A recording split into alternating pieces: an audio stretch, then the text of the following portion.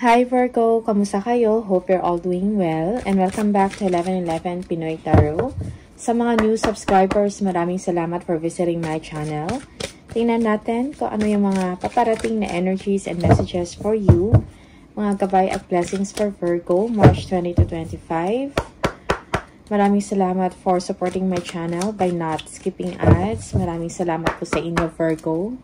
Tingnan natin. Virgo. Energies for Virgo.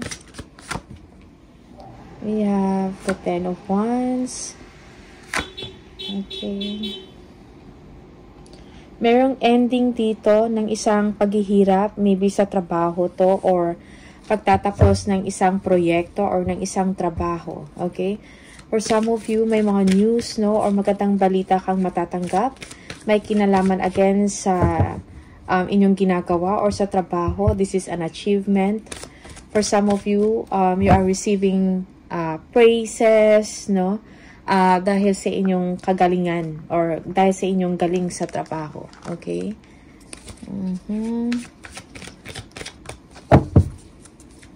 Yung iba sa inyo, also, you are receiving encouragement, no?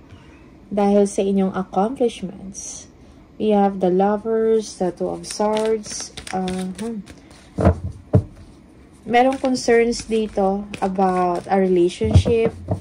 May mga decision kang kailangan gawin. May mga choices na kailangan gawin. It seems na meron kang ina-assess or inire-reassess mo ang mga sitwasyon, no? Maybe yung inyong situation in life or relationship, okay? Merong Seven of Cups. Yeah, decision. May mga kailangan kayong pagdesisyonan. Something major. Pag-isipan ng mabuti. Suriin bawat option or yung mga choices or mga offers. Something like that. Okay. Na natin. Ano tong mga to? Ten of Wands. Ten of Wands. We have the Strife. Okay. Merong mga competition or mga struggles. Okay. With others. Yung iba sa inyo, parang may mga tao na may gustong patunayan, no? They want to be heard, no? Or they want to stand out. It may be with their colleagues or sa mga katrabaho, mga katrabaho mo. Alright? Siguro kailangan mo lang dito ng dedication and commitment sa work. Okay? Six of Wands. Ano to? For some of you, you are conflicted, no? Siguro sa dami ninyong mga obligations or responsibilities. Parang nahihirapan ka na. Okay? Six of Wands. Tingnan natin. We have the Three of Swords and merong Knight of Cups. Okay. Merong victory dito over a disappointment, no? Kung meron ng mga betrayal dito, you came out or you came out victorious, no? For some of you. Also, be confident, no? Sa kung anong meron ka ngayon, sa achievements mo, sa mga kakayahan mo. Okay? Magtiwala ka sa sarili mong talents, skills. Okay? Be confident. The Lovers, tingnan natin. Yeah, yung iba sa inyo, you need to move on sa mga heartache or disappointments na yan. Alright? Forgive yourself, forgive others. The Lovers, tingnan natin. We have the Star. Yeah, merong healing or reconciliation dito, no? Reconciliation with a partner or, in a relationship or maybe this is a business partnership, no? Merong kaayusan, merong pagbabago or ending of a tough or difficult situation. Okay? For some of you, merong emotional fulfillment din dito or joy na nararamdaman dahil sa isang accomplishment, no? Dahil sa isang tagumpay. Okay? Two of Swords. Tingnan natin.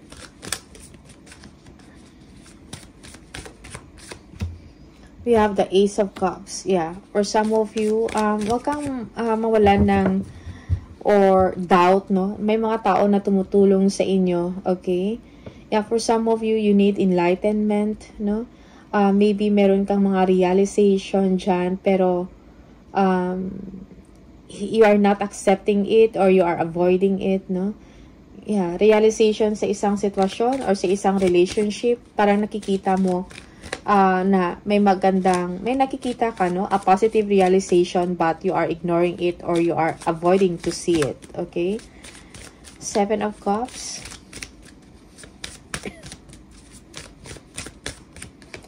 We have the World, okay.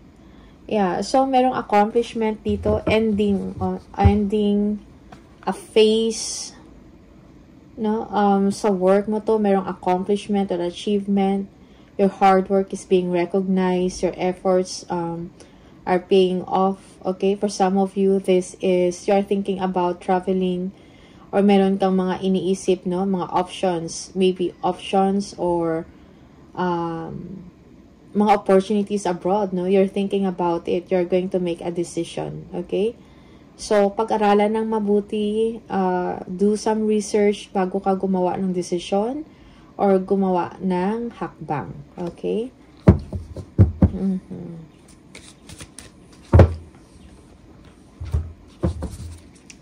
Virgo.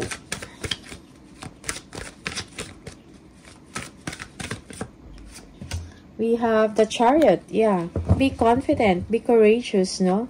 And be driven na maabot ang gusto mong maabot, kung ano, ma-achieve yung dinidesire mo. Okay? Yung iba sa inyo, again, this is, merong international travel dito or biyahe. Yung iba sa inyo, you are balancing a situation. Alam mo kung ano yung tama at mali, no? Meron kang control sa isang sitwasyon. So, use your right or correct judgment, something like that, sa isang sitwasyon. Okay? Use your best judgment, kumbaga, in dealing a situation or in dealing a conflict, no? Or a stiff competition. Okay? Tingnan natin. We have the Ace of Wands. Yeah.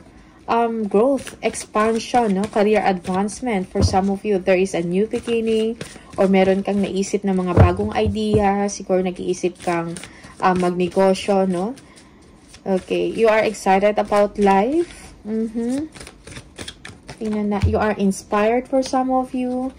Merong 2 of Pentacles. Yeah, you are weighing decisions, no? May mga confusion ka. You are juggling 2 situations, 2 ideas. Okay? Siguro work-life balance is needed dito. Wag maging masyadong seryoso. Okay? Tingnan natin. Ace of Cups. We have the Strength. Yeah. Meron kang angking kakayahan, no? Na ma-overcome kung ano man yung mga challenges or conflict in your situation. Okay? In your current situation. Tingnan natin. This is the 8 of Pentacles. Yeah, for some of you, meron kayong mga pag-aaralan, no? You're going back to school. Parang pinapolish mo ang inyong skills or talents, something like that. Alright? Yung iba sa inyo, you will be attending a seminar, an orientation, or a training. Okay? Kakailanganin mo for working abroad or sa isang job offer na malayo. Okay? Tingnan natin, the Chariot. Ano to? We have the Princess of Cups. Yeah, may good news, no? Para may positibong pagbabago sa isang sitwasyon. And yung positive na yan, yung mga positive information, parang yun yung nagbibigay sa iyo ng drive to progress and to move forward. Okay? Ace of Wands. Ano to? We have the Love. Yeah, for some of you, there is a new beginning sa isang partnership. Okay, or sa isang collaboration. Merong pagkakaintindihan dito.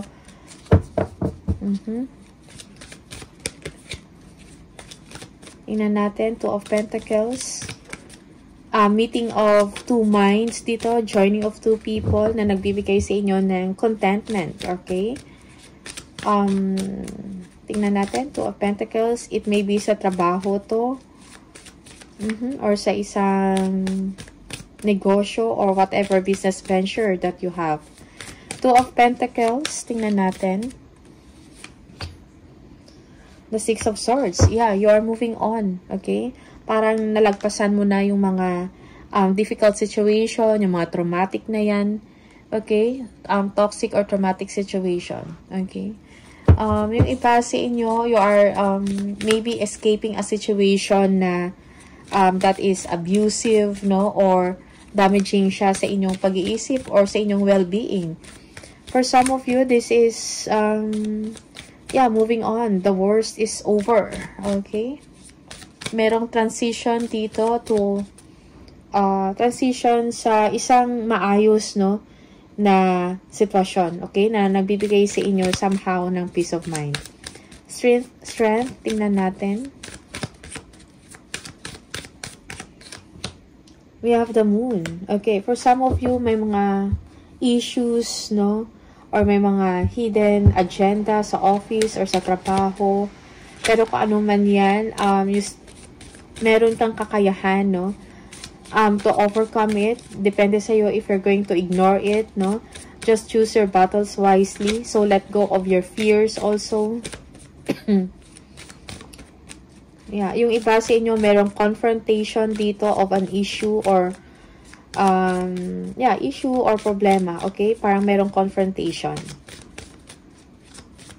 8 of Pentacles. Ano to? We have the Judgment. Yeah. Yeah, may kailangan kayong sigurong mga pending decision, no, na kailangan ng finality. May kailangan kayo i-assess at gawa ng action. You are entering a period of expansion here and growth, no? Siguro yung iba sa inyo, meron kayong wake-up call sa isang sitwasyon and kailangan dito ng siguro kailangan mo pagtrabahuhin to, no? Or pagtrabahuhan. Okay? Yeah, yung iba sa inyo, this is about work, no? Parang merong ano dito sa inyo, awakening or wake-up call about sa work mo, kung saan dapat nakasentro, no? Kung saan dapat nakasentro ang inyong atensyon, okay? Kung ano yung bigyan mo ng oras, something like that, okay?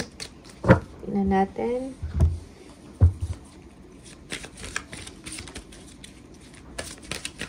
More for Virgo. We have the 7 of Wands. Okay, for some of you, may mga frustrations over a situation, but you will be able to overcome kung ano man yung mga problema na yan sa work to or, yeah, sa work. Okay, you are on top of the situation, you know what to do, no? For some of you, you are acting as a protector, no? You are facing conflicts head on. Alright, for some of you, may mga tao na nai-engage sa inyo, but you are protecting yourself, you are protecting your reputation or your morale. Okay? You are defending your territory, you are defending your work, your position. Okay? Yeah. Yeah. This is setting boundaries. Okay? Lalo na sa mga tao na parang gustong mahimasok, no? Manghimasok sa buhay mo or sa trabaho mo. Tingnan natin. More for Virgo. We have the Devil. Yeah, may mga trouble and jealousy. Yung iba sa inyo, parang you are thinking negatively over a situation or nag-overthink ka. The Fool, okay. Taking the risk, no?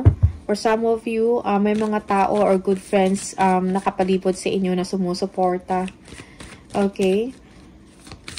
Yung iba, yeah, merong obsession dito, no, of advancement or career advancement.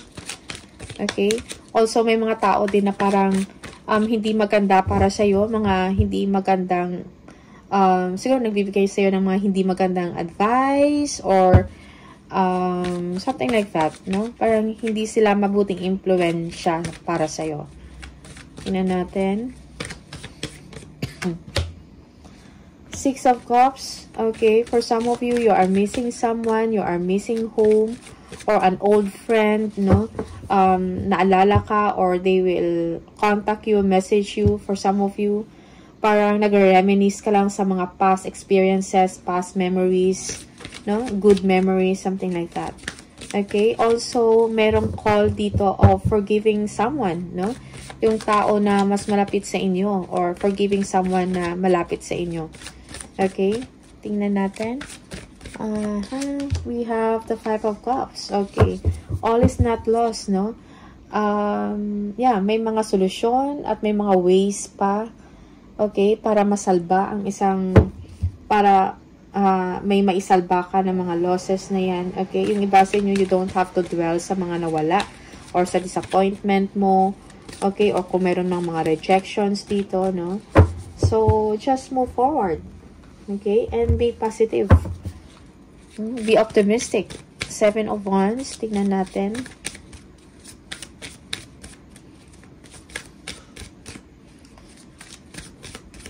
We have, yeah, the Ace of Swords. Okay.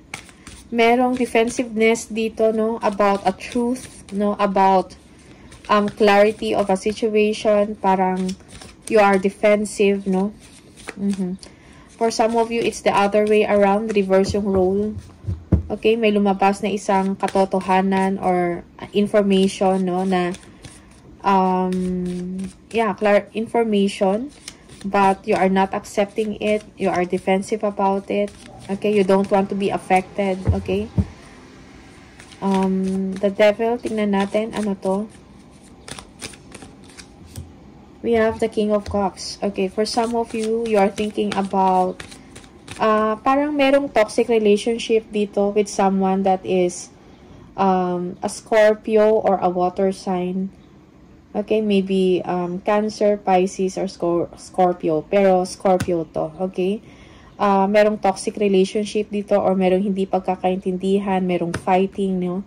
Because of some truth, no? Because of dahil sa isang information, no? Maybe this is a complicated information. Merong tagisan ng galing dito or merong someone here is para merong gustong patunayan but the other person is not accepting it. Okay? The Fool. Tingnan natin. Ano to?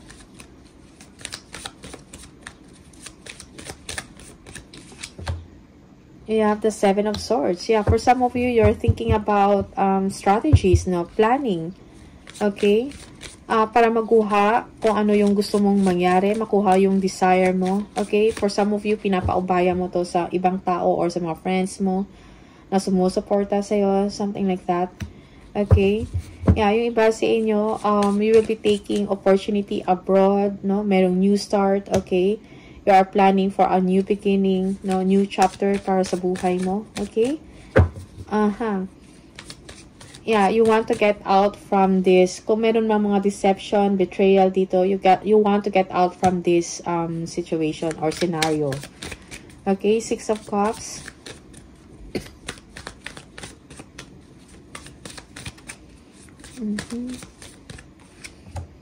We have the Four of Swords. Yeah, for some of you, maybe you are hoping, no? Or meditating na maging okay ang relasyon mo sa isang family member or sa isang close friend or a relative, no? Yeah, for some of you, you need to take a time out, no? You need to relax, no? Magbakasyon. Okay? Yung iba sa inyo, you can get answers through meditation or by praying. Okay? You will get enlightenment, no? Yung iba sa inyo, you need to forgive someone here. Be compassionate, be generous. Five of Cups, ano to? We have the Magician. Okay, so, all is not lost, no? May mga solusyon, may mga lusot, something like that, okay? Na pwedeng gawin. May mga paraan, no, na pwede ninyong gawin. Maybe you are a person that is a decision maker, a powerful person. Okay, may mataas na katungkulan. So, kung ano yung mga nawala, kaya mong ibalik, no? Kung ano yung mga nasira, pwede mong ayusin. Okay? Yeah, yung iba sa inyo, you are manifesting your dreams. You are getting what you want. Okay? You are making things happen. Okay, so meron kang kakayahan, Virgo. Okay, additional message for Virgo. Tingnan natin.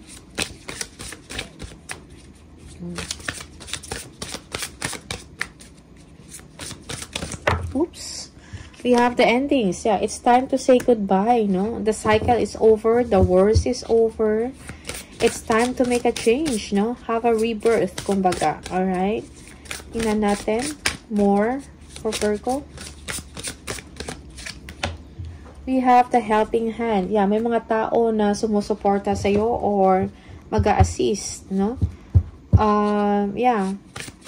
You need other people, no? Para magkaroon, para matulungan ka at magkaroon ng progress sa inyong ginagawa. Okay? Yeah, helping hand is needed to increase productivity. Okay? No one can handle it all. One more for Virgo. We have the expression, express your creative self. Okay? Open your heart and connect with others. Communication is the key. No? Siguro, kailangan mo makipag-connect sa mga tao doon na, or be open-minded, kumbaga. Okay? Open your heart doon sa mga tao na kailangan ka or kailangan ng assistance mo. Something like that. Alright? One more. Virgo.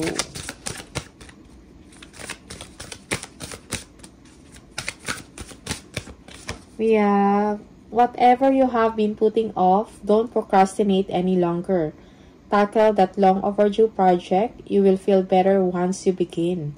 Start with one thing at a time. Thoughts and ideas not acted upon are just laying in wait. You can do this. Yeah, yung iba sa inyo, take action. Do not procrastinate. Huwag na magpa-bagal-bagal or ano tawag doon.